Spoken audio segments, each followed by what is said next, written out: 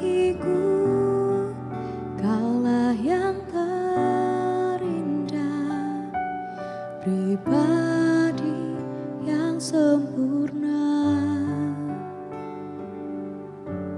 Kau pelindungku, amanku bersamamu. Bagiku,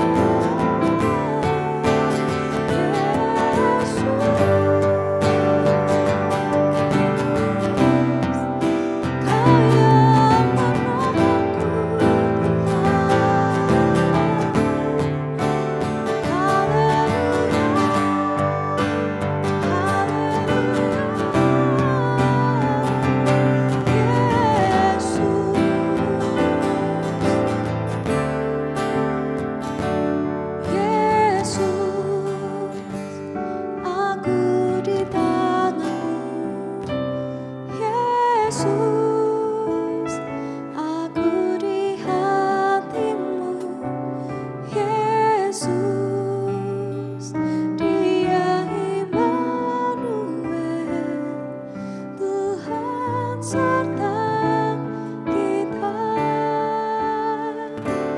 Yesus, ku dipegang teguh.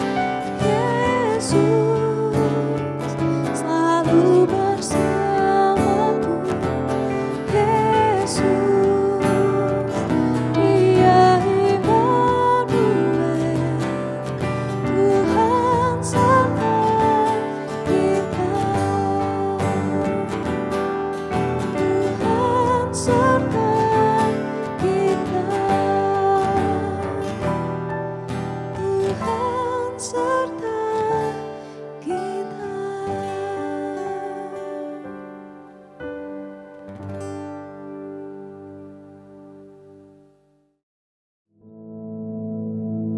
Our Father, which art in heaven, hallowed be thy name. Thy kingdom come, thy will be done in earth as it is in heaven.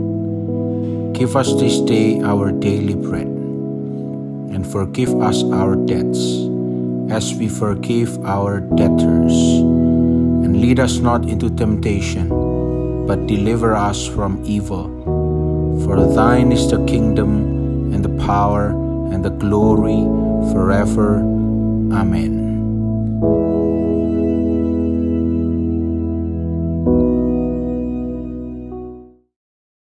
Puji Tuhan, saudara-saudaraku yang kekasih. Kesempatan ini, mari kita bersama-sama merenungkan kebenaran firman Tuhan. Untuk itu, saudara-saudara, saya ingin bersama-sama dengan saudara meneliti kitab Mazmur, ya. Kitab Mazmur pasal 62. Mazmur 62, dan saya akan bacakan ayat 2 dan 3. Ya. Mazmur 62 ayat 2 dan 3. Ya. Saya bacakan untuk saudara. Hanya dekat Allah saja aku tenang, daripadanya lah keselamatanku. Hanya dialah gunung batuku dan keselamatanku, kota bentengku, aku tidak akan goyah. Saudara-saudara, ayat ini bagus sekali, saudara. Hanya dekat Allah saja aku tenang. Ya.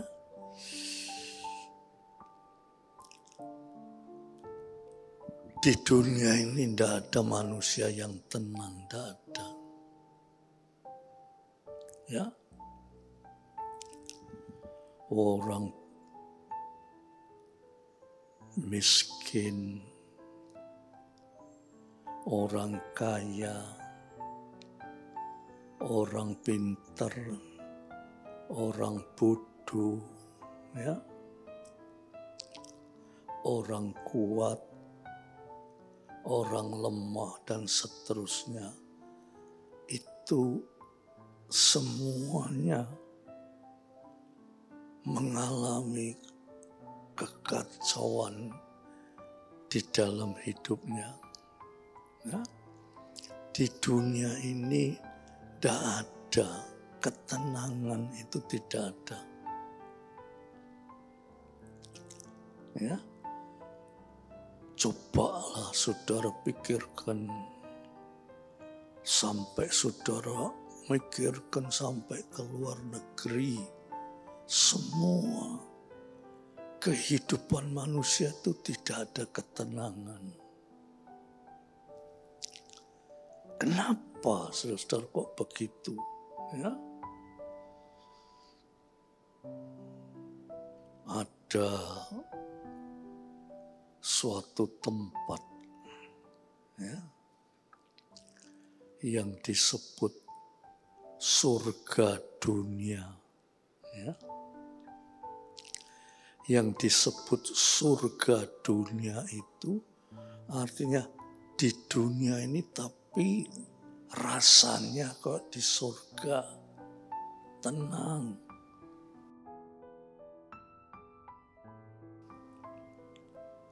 Tetapi saudara, di sana banyak kekacauan. Saya, ya saudara-saudara, bisa berkata begini, satu waktu Tuhan perkenankan saya pergi ke Amerika, ya. Dan saya diberi kesempatan untuk ke suatu kota yang namanya Las Vegas.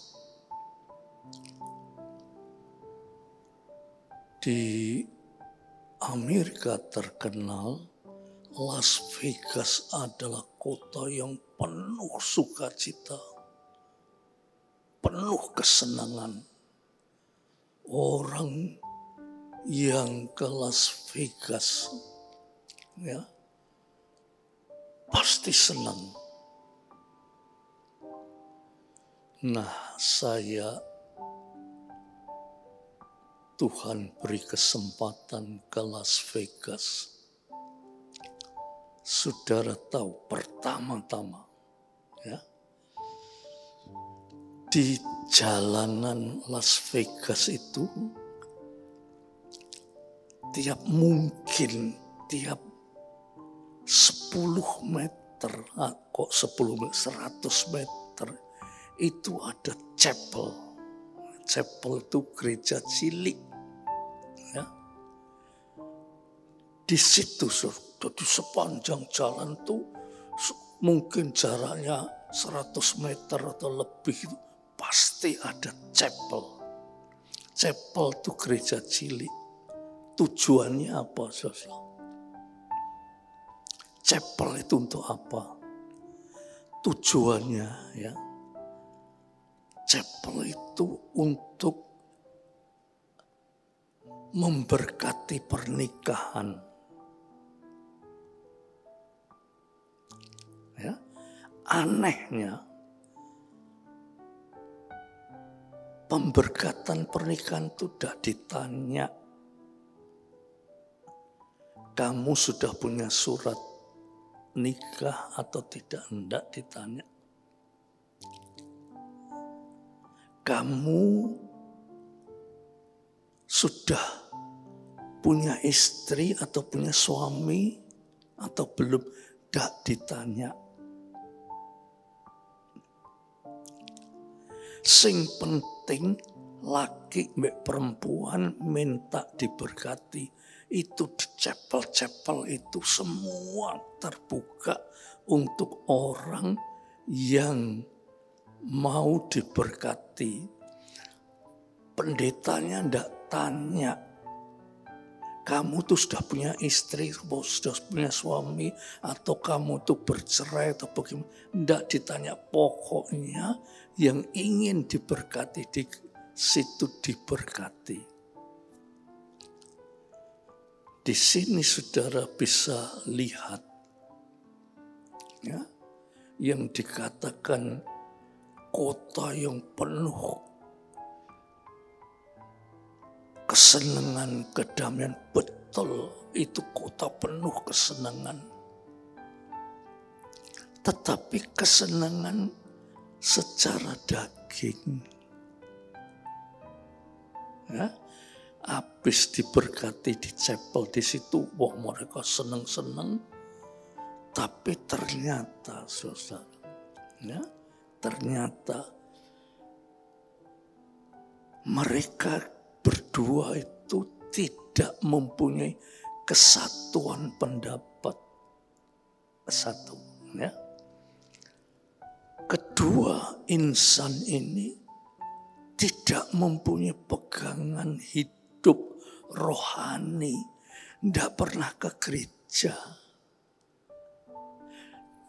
Pendeta waktu menabiskan juga tidak pernah tanya kamu tuh ke gereja mana, tidak pernah tanya. Pokoknya orang kalau ke Las Vegas ketemu orang podo senengnya, ayo kita nikah di gereja. Tapi pernikahan itu sering tidak bisa lama, sebab itu pernikahan secara daging. Ya. Saudara bayangkan, kalau sudah berpisah, terjadi suatu hidup yang tidak tenang. Itu di Las Vegas 1, 2, saudara.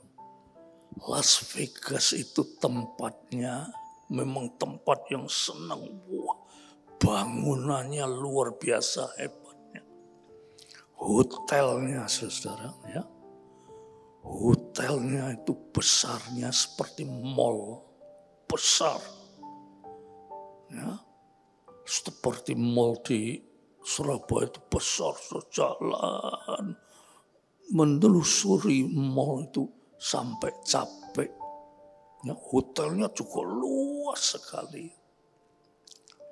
Di dalam hotel itu, saudara, semua kesenangan ada. Hotel itu tempatnya tempat perjudian. Ya. Kalau tadi saya berbicara tentang pernikahan, ini perjudian. Orang datang ke Las Vegas itu tujuannya berjudi. Ingin mendapatkan keuntungan. Tetapi mereka tidak pernah berpikir bahwa banyak di antara orang yang berjudi itu banyak yang kalah. Ya. Banyak yang kalah. Hampir tidak ada orang yang bilang, wah saya menang judi. Hampir tidak terdengar. Yang terdengar dia mesti kalah. Yang disebut kota tenang, penuh kedamaian, penuh sukacita, penuh keramaian. Ternyata tidak ada ketenangan di dalam hidupnya. Macam-macam rangsangan yang bersifat daging, bersifat keduniaan itu banyak di Las Vegas, saudara. Tapi akhir-akhirnya tidak ada ketenangan. Nah, di dalam kitab suci ini dikatakan, hanya dekat Allah saja aku tenang. Tidak ada tempat di dunia ini yang saudara merasa tenang. Ya, tidak ada di dunia ini tempat yang tenang itu tidak ada. Saya juga pernah, saudara, ya, pergi ke Makau. Ya, wah, kotanya indah, hotelnya juga besar-besar. Siapapun, saudara, ya, yang masuk ke hotel di situ itu disediani seperti kayak restoran itu. Saudara mau minta apa saja, tidak usah bayar. Karena mereka itu menarik supaya saudara itu masuk di dalam perjudian. Tidak usah bayar. Jadi saudara yang mau butuh apa-apa, masuk saja, minta apa saja, saudara akan dilayani. Wah, begitu hebat. Tetapi ya sama saja, saudara. Tidak ada ketenangan. Ya, saudara kalau naik bis ya di Makau, naik bis itu kemana tidak usah bayar, naik saja. Oh, saya mau berhenti di sana, bisnya berhenti, tidak usah bayar. Itu di Makau. Apalagi kalau saudara saya mau ke hotel ini, saudara itu diterno bis itu, dan setelah turun dari bis itu saudara tidak usah bergerak apa-apa, sudah ada yang ngangkat ke dalam hotel itu. Layanan begitu rupa, rasanya tenang di sana, tetapi sebetulnya tidak ada ketenangan. Ya, tidak ada ketenangan. Macam-macam akan kesenangan di sana. Dari judi dan dari macam-macam lah. Sampai ya hal-hal yang asusila itu ada di sana. Tetapi ketenangan tidak ada. Ya. Itu suatu kota yang dikatakan kota yang penuh ketenangan, tetapi ketenangan tidak ada. Nah, di sini dikatakan hanya dekat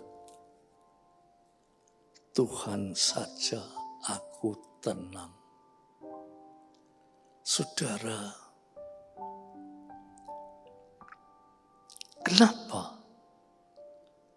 Kenapa kok kita dekat dengan Tuhan iso tenang? Belum tentu. Belum tentu saudara dekat baik Tuhan itu pasti tenang. Belum tentu. Ya, belum tentu.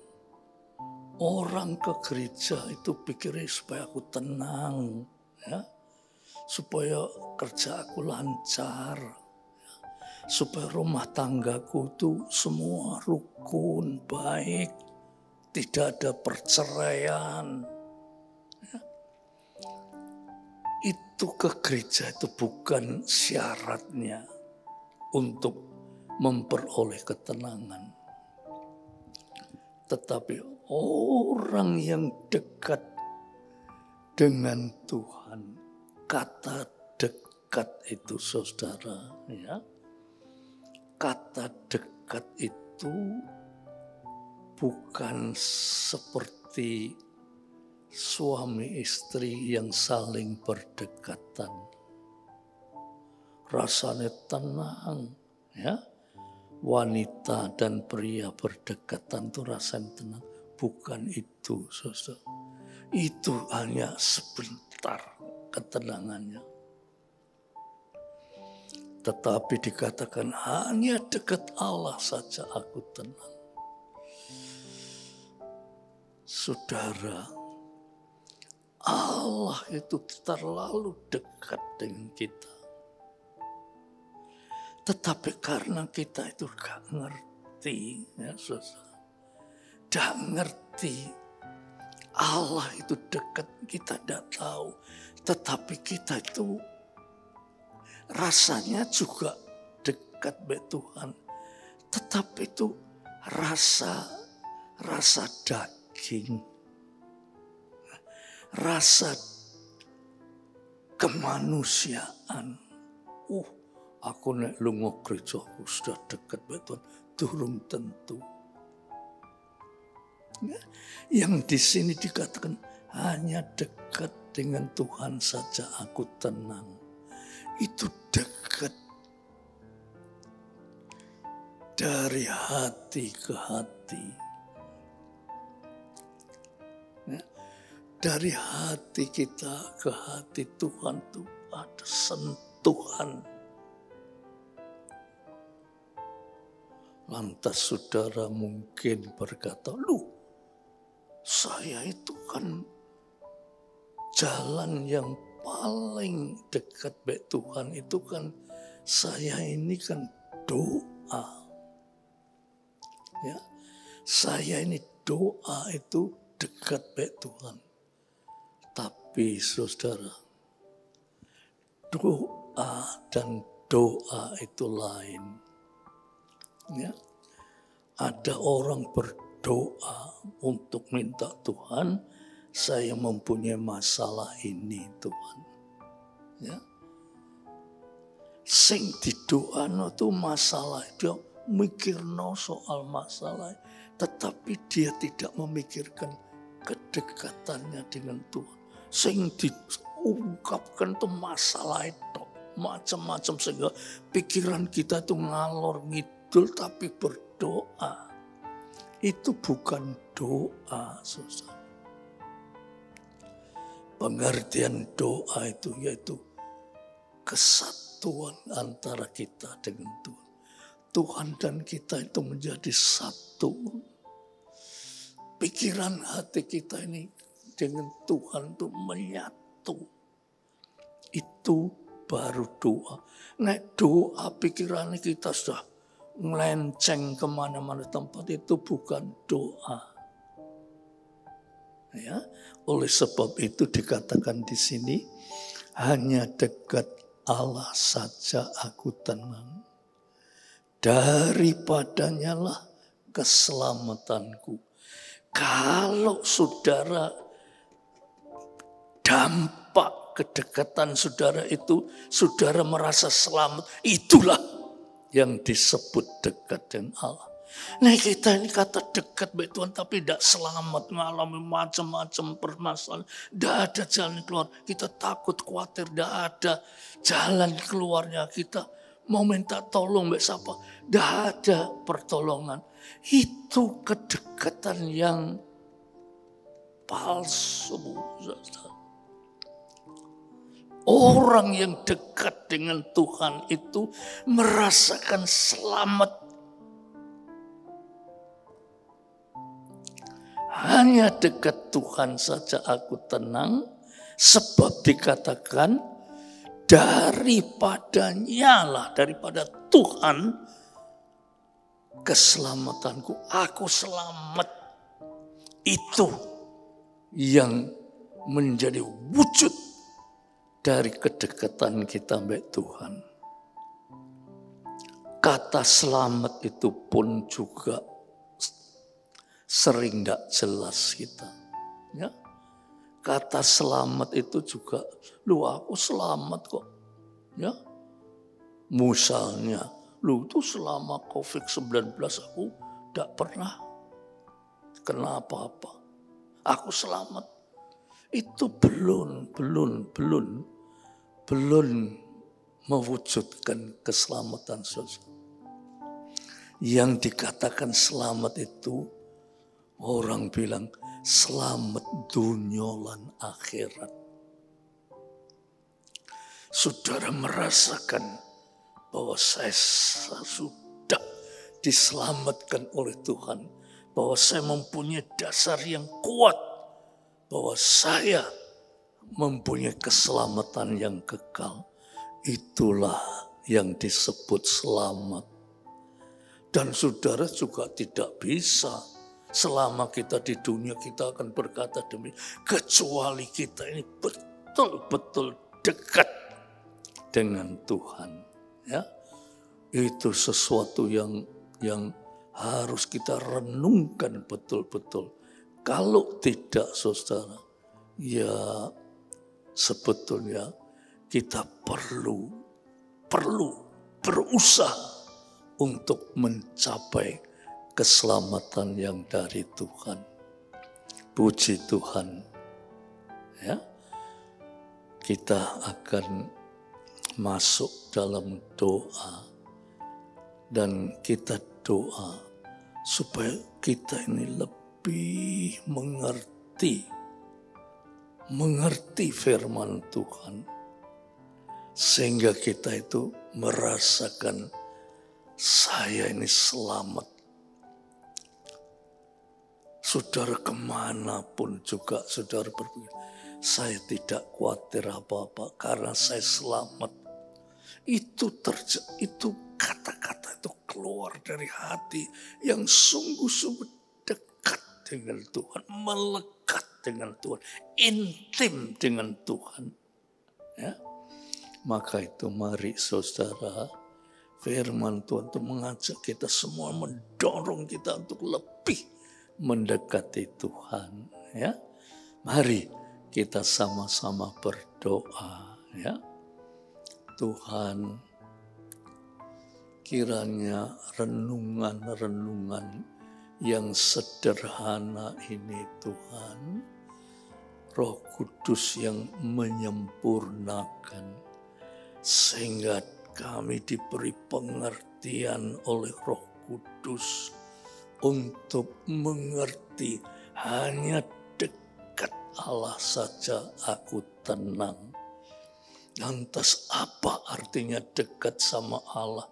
Itu Roh Kudus akan memberikan penjelasan yang lebih dalam lagi, sehingga kami mengerti apa itu artinya dekat dengan Tuhan. Terima kasih Bapak, di dalam nama Yesus Kristus.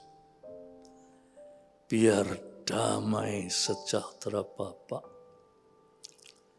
berkat rahmat dan kasih Yesus Kristus, persekutuan oleh Roh Kudus atas saudara-saudara semua sampai Maranatha. Dalam nama Yesus Kristus. Amin.